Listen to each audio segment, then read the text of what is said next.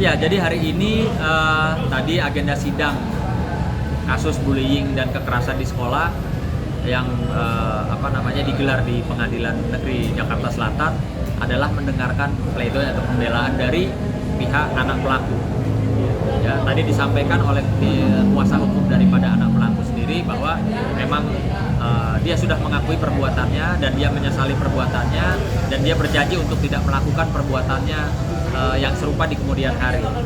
Dan tadi pihak pengacara dari anak pelaku meminta supaya majelis hakim menjadikan bahan pertimbangan daripada penyesalan dan pengakuan apa yang dilakukan oleh kliennya. Ada yang Bang Sunan bikin gondok, bikin marah hari ini tadi? Sebenarnya tadi ada satu pemandangan yang saya dan terutama si anak dan istri saya tadi sampai menangis melihat bahwa anak pelaku ini datang hadir didampingi oleh kepala sekolah dari Al-Azhar 4 Kemandoran, Jakarta Selatan, dan wali murid atau wali kelas putra saya, yang dimana sebenarnya si anak pelaku itu wali kelasnya itu guru yang berbeda gitu loh. Makanya tadi saya tanya sama kepala sekolah, Pak Kepala Sekolah, murid Pak Kepala Sekolah ini siapa saja sih? Putra saya yang menjadi korban atau si anak pelaku ini yang berinisial B? Atau dua-duanya? Saya bilang. Kalau dua-duanya kan Bapak harusnya bisa menjaga perasaan, bisa netral. Jangan mendampingi anak yang menjadi pelaku. Nah, kita sama-sama bayar sekolah. Saya sampai tanya sama anak saya, kamu pernah nggak bayar sekolah? Saya bilang, bayar. Nah, artinya kita mempunyai hak yang sama. Yaitu tadi, kita tidak minta sekolah berpihak kepada kita, tapi juga kita minta ya pihak sekolah jangan berpihak kepada anak pelaku. Dengan cara apa? Mendampingi, menemani proses persidangan. Perlu diketahui hari ini tidak ada jadwal agenda sidang atau panggilan sidang untuk kepala sekolah dan wali murid. Tidak ada. Itu yang tadi menjadikan kami sedikit agak kecewa, agak emosional karena melihat ini pemandangan kok nggak enak ya dilihat. Alasannya apa, Bang? Tadi kan sempat menemui kepala sekolahnya. Alasannya katanya untuk memperlancar proses hukum. Sekarang saya bilang, Bapak tahu nggak, Pak Kepala Sekolah, kewajiban mendatangkan orang atau anak pelaku terdakwa ini bukan ada di kepala sekolah, bukan ada di wali murid, ada di pihak kejaksaan, gitu loh. Jadi kalau dia bilang, saya cuma mau memastikan membantu supaya proses sidang berjalan dengan baik, itu bukan tugasnya. Tugasnya kepala sekolah itu bisa ada di posisi netral. Tidak usah, kita nggak minta juga di pihak kami, kita nggak minta, tapi juga jangan mendampingi. Karena saya lihat ini dari tingkat penyidikan di Polres Jakarta Selatan juga begitu.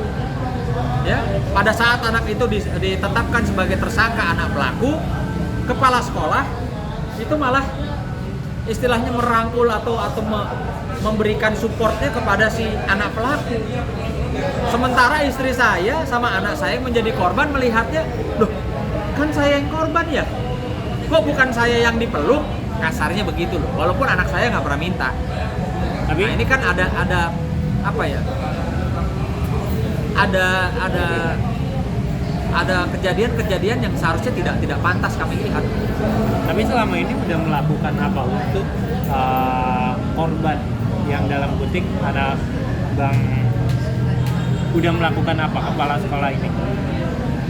Ya, kalau kepala sekolah tidak mengeluarkan ya anak pelaku itu karena kami yang meminta.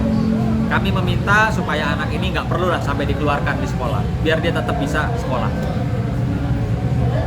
Tapi kan kalau misalnya tadi kan sama pelaku dia mendampingi, tapi kalau sama korban kepala sekolah ngelakuin apa? Nggak pernah mendampingi, nggak pernah yang pasti. Tidak pernah. Ya tentunya dengan pemikiran atau alasan apapun, faktanya anak saya tidak pernah didampingi oleh pihak sekolah. Gitu loh. Merasa puas Bang dengan pembacaan pledoi yang udah mengakui kesalahan juga? Atau? Oh iya pasti, karena kalau tidak pasti saya akan melakukan upaya-upaya lain. Gitu. Karena tadi kami dengar kuasa hukumnya menyampaikan bahwa dia mengakui perbuatannya, menyesali perbuatannya, dan berjanji tidak mengulangi lagi perbuatannya, sehingga mereka minta supaya majelis hakim memutus seadil-adilnya. Ya buat saya itu nggak ada masalah. Bang, dengan bilang juga Bang kalau misalnya ini tuh banyak orang ya Bang, tapi hanya cuma satu yang dikasusin atau seperti apa Bang? Enggak, memang ternyata tidak seperti apa yang terpikirkan, tergambarkan di CCTV, bahwa tadinya saya pikir anak saya dipegangin lalu dipukulin. Faktanya ternyata yang megangin itu justru teman-temannya yang mau misahin. Kenapa anak saya dipegangin? Karena anak saya punya ilmu bela diri, dan mungkin temannya tahu, daripada nanti jadi berkelahi dua-duanya babak belur, mungkin itu inisiatif temannya megangin tangannya si anak saya gitu. Tapi sama-sama memegangin Bang.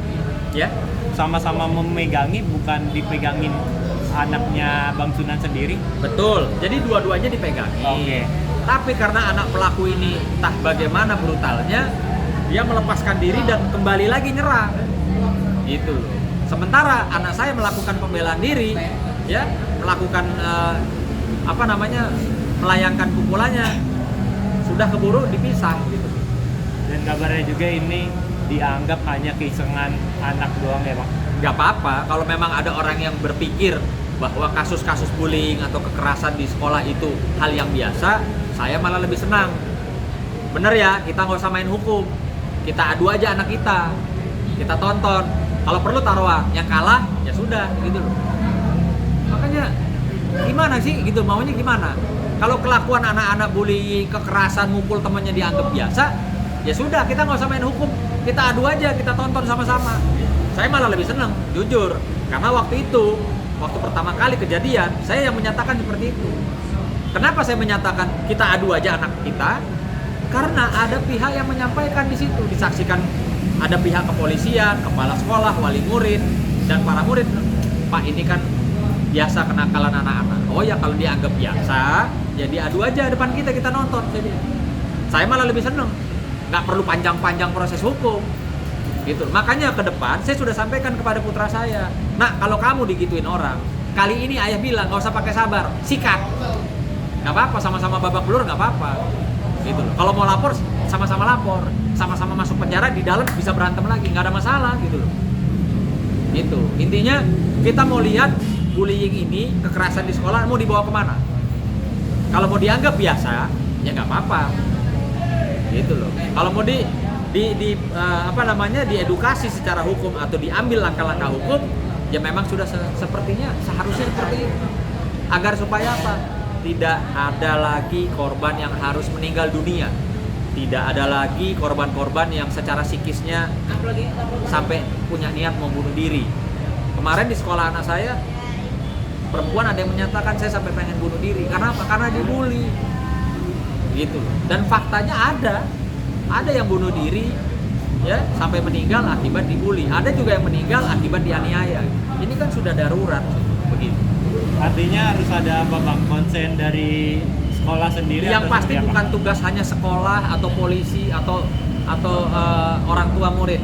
Ini sudah harus menjadi concern ya, pemikiran atau caranya bagaimana dari pihak dinas atau departemen pendidikan bekerja sama dengan pihak-pihak terkait bisa mengedukasi ya anak-anak. Tentunya bisa dikasih tahu anak-anak, kalau kalian melakukan bullying ada sanksinya.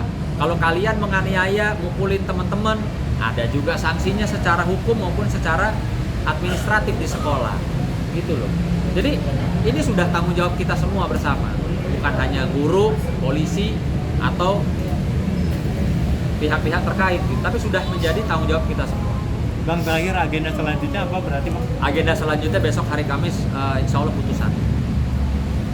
Mengharapkan putusan yang seperti apa Bang? Ya saya berharap ya anak itu karena sudah mengakui perbuatan salahnya ya biar dia dihukum sesuai dengan perbuatannya. Saya tidak pernah minta lebih kok. Saya juga bukan orang yang zalim. Kenapa? Karena saya tidak mau anak saya juga suatu saat dijolimin orang. Oke.